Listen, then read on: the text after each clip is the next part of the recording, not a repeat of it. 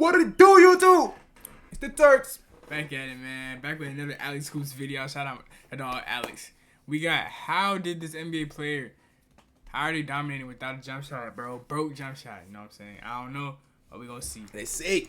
Can you be a star in the NBA without a jump shot? This is a question that I posed earlier in the summer about Amen Thompson. Hey. And now we're almost 4 months into his second season in the NBA. The Rockets are the #2 seed in an extremely competitive. You know what's crazy? I did not know they were 2 seed.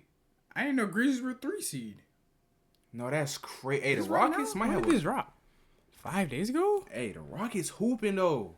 Hold on now. Hold They're on. not doing They nothing. hooping. Western Not Conference. doing nothing, bro. And Amen Thompson is proving that not only is he one of Houston's best Hey. and most important players, but he's also proving that his lack of a jump shot isn't something that's going to keep him off the floor. Over the course of his last 10 games, he's averaging 16.1 points, 10.8 rebounds, 3.6 assists, 2.2 steals, and a block per game.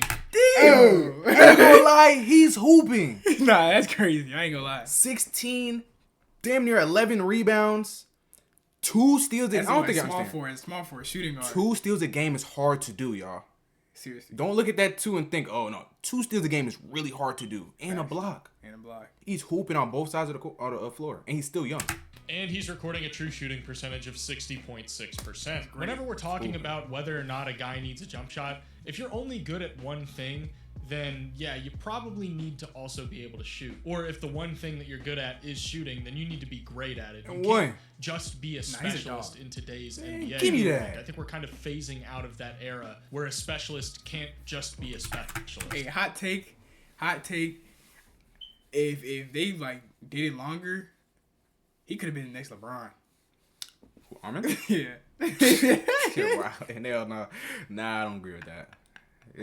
Nah, he's like 6'5", 6'6". Yeah, I think he's like, yeah. Nah, he's not. And I think that also goes for when you're talking about guys like the Thompson twins. The fact that they don't have jump shots yet would probably be a bigger deal if the only thing they could do was play really good perimeter defense or get out and run in transition really well. When you're talking about Amen Thompson, you're talking about What a are you guy who doing? isn't just good at one thing. Steven isn't Adams, just bro. good Don't point at after, that's a few horrible. different things. He's really good at a lot of things. And there's a certain threshold that you have to meet as a player to kind of negate the fact that, yeah, defenses aren't going to guard you out to the perimeter or they're not going to close out on you as a shooter. And what I talk about is the things that Amen Thompson does to reach that threshold where the lack of a three-point shot is almost Give me completely that. diminished because you're providing value in so many different areas. Hey. There's a few different buckets that I think you can put these non-shooting players into. They got You've got stupid guys who bounce. don't Jesus shoot threes, Christ. but they can score around the rim very effectively. They might have a floater or a push shot or a hook shot that they can go to. Yeah, they're not going to be punishing teams for leaving them open on the three-point line, but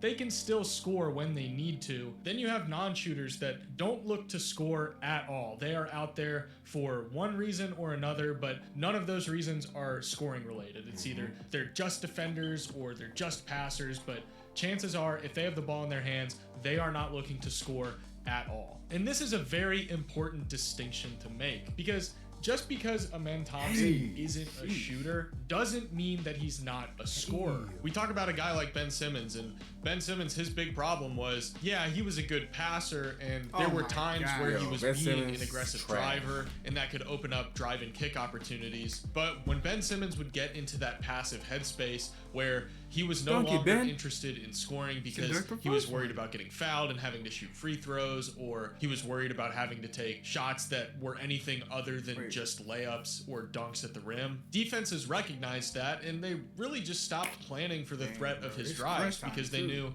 either A, we're going to foul him, or B, he's just going to kick it out anyways, so we're not going to send any extra help on these drives because why would we? Anyway, that's So kinda you good. look That at a wasn't a bad non-shooter bet. like Amen Thompson who could potentially encounter those would same take- issues. But the big difference is that Amen Thompson is just constantly aggressive. That switch never turns off over the course of an entire game. He is loved that constantly Euro. on 110%. That's what he hit Jalen Brown with defenses for the game winner. recognize that. And you can see it when he gets the ball in Yeah, transition. he because flying he with that moves Euro. so ridiculously fast that the defense is terrified of him breaking past that front line of defense and getting to the rim for an uncontested layup or an uncontested dunk. So they're all keyed in on him, and that leaves whoever else is running the floor in transition typically wide open somewhere on the floor, and he's always going to make that pass to be sure to find them. Bro, The Rockets Rockets do have are in hella a pieces, though. 5-on-4 I ain't gonna lie. squad. They're Rozier's focused on stopping Amen Thompson on the drive, and Ware is conscious of potentially having to provide help if Thompson beats Rozier off the dribble. And knowing that Miami is operating without a fifth defender right now, he's going to pick his dribble up, he's going to make it look like he's sending that pass to Alperen Şengün, and once he gets the defense to key in on that, it's going to leave Cam Whitmore open near the dunker spot, and Thompson's going to connect with him so that he can rise for the finish. A lot of people seem to view Amen Thompson as more of a role player, this Swiss Army knife kind of guy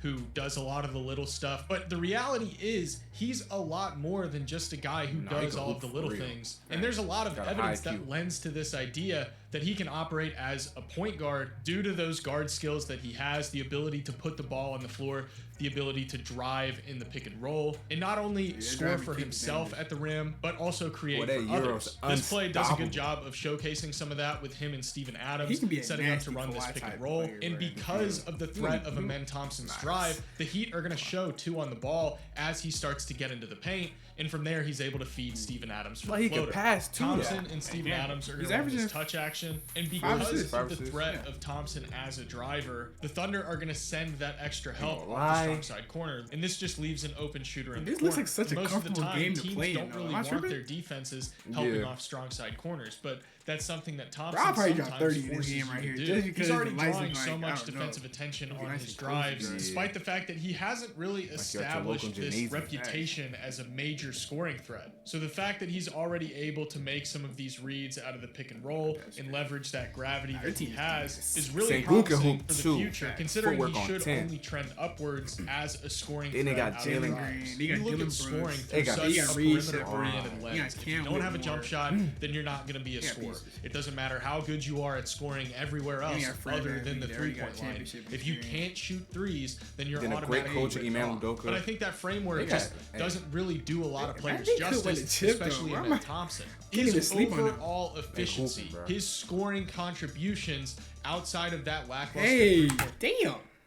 Ain't gonna lie. I know it's just a highlight, but damn, that was nasty. Hey, bro, for a special person watching this video, I got Rockets versus the Lakers. Efficiency, his scoring series. contributions outside of that lackluster Rockets shot, in my 6 opinion, makes up for it. His true shooting percentage comes in at 60.8%, and he's attempting a meaningful 9 shots per game, and that includes 74% shooting at the rim. And one thing to keep an eye on is he's shooting 43% from short mid-range. Short mid-range is generally that floater area, and that's something that definitely stands out when you watch him play. Yeah, I'm not sure about the shooting touch. That's going to be a long-term project. We're going to have to wait to see what that looks like down the road. But this floater is something that not only does he look comfortable taking, but he's making it at a promising clip, even though it's not elite. 43% isn't necessarily high-level scoring impact from that range. It's likely that percentage will only trend upwards as he gets more reps,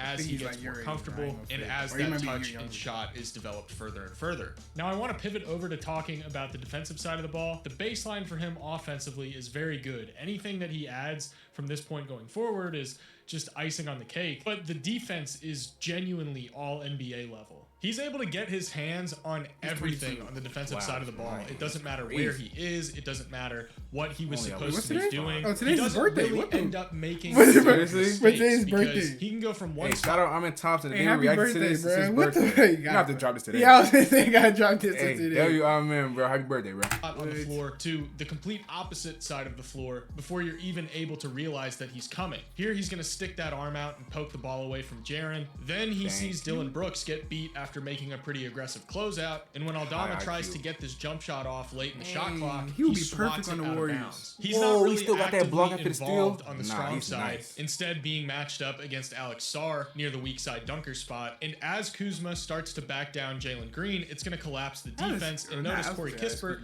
kind of setting this pin in on Brooks, trying to get the shooter open. Now, even though it doesn't look like Amen Thompson is involved in this defensively, once Kuzma looks like he's going to commit to making that pass out the gonna- wing. Thompson comes up off of Sar, and he's going to block that pass, and it turns Nah, defense into this offense. dude's IQ is Again, he's high. over in the corner on the shooter here. And so I as forgot they had Ant Jabari drives, Smith, he's going to too. collapse the defense. He's they got got a squad. Şengün waiting near the restricted area. And then he's got Rudy Gobert on his right and Jaden McDaniels on his left. Once Ant gets that paint touch, he's going to try and maneuver to get an open pass to McDaniels in the dunker spot, with Şengün sliding more over to cover Gobert. But Thompson's going to recognize this, jumping the pass and disrupting the ball to force the had to guard turnover. two people Here right he's there, in the bro. corner. He's not involved in this initial pick and roll up top with LaMelo. And LaMelo's going to snake the defense after seeing Amen start to come off of the strong side corner to provide help. And even though this kind of looks like a mistake where Thompson's coming off of the corner, he's leaving his man open, switch. the way that he stays glued to LaMelo and prevents him from really having the angle to make that pass makes it to where LaMelo has really no choice but to go up for the shot.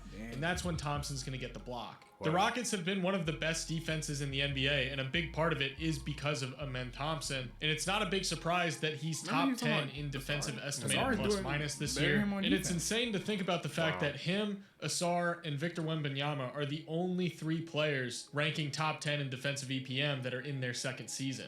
Now, continuing in the same vein of talking about doing all of the little things, we can look at Amen Thompson's offensive rebounding ability as another one of those areas where it's not the flashiest thing in the world. It doesn't always get you on the highlight reels, but it's very important. And one thing that he does very well is when he grabs these offensive rebounds, not only is he always looking for the open man, but he seems to always understand where that open man is going to be the second that he gets that ball. He's It's a no good basketball surprise player. that he's in the 85th percentile in offensive rebounding rate as more That's of how a they want me to play, wing-oriented bro. player. It Yeah, just yeah. continues That's this exactly what they theme want me to play, of man. the unorthodox aspects of Amen Thompson's game. Now, when you take this ability to not only get offensive rebounds, but turn those offensive rebounds into second chance points, along with the ability to generate points off of turnovers, the ability to get out and run in transition, it generates a lot of easy offense, which is important for the Rockets because although they have been a good offensive team this year, they don't have the they got best Steven half-court Adams. offense in the world. deep. At the time of this recording, they ranked 25th in half-court offense with 93.1 points scored per 100 half-court plays, but they have the 10th best offense in the NBA at the time of this recording with 113.9 points scored per 100 possessions. And what this says to me is that what they're currently lacking in the ability to score in the half court, they're making up for it with their ability to score in transition, score on second chance points, and create more second chance opportunities, as well as scoring off of turnovers. great I think this defense. affords That's not Thompson good. to have a little bit more time to develop, because even though offensively he's still got plenty of room to grow and he's got to continue developing before we see the fully realized version of everything that he can do, the things that he's good at right now complement what the Rockets are trying to do perfectly. Really hope you guys enjoyed this video. If you did, please consider leaving a like and did, bro. subscribing. Bro, Thank yeah, you guys great so video, much for Alex. watching. Once again, bro. Hey, shout out Alex, bro. Link in the Shout out. description. Hey, happy birthday to Asar Thompson and Amen Thompson. Both of them. Happy birthday to y'all. Yeah, man. Yep. Don't forget to like, comment, and subscribe. Drop some more video ideas in the comments for us to react to. Please. And we're going to catch y'all in the next video, man. Don't forget to Shout out, God. shout out God. Deuces.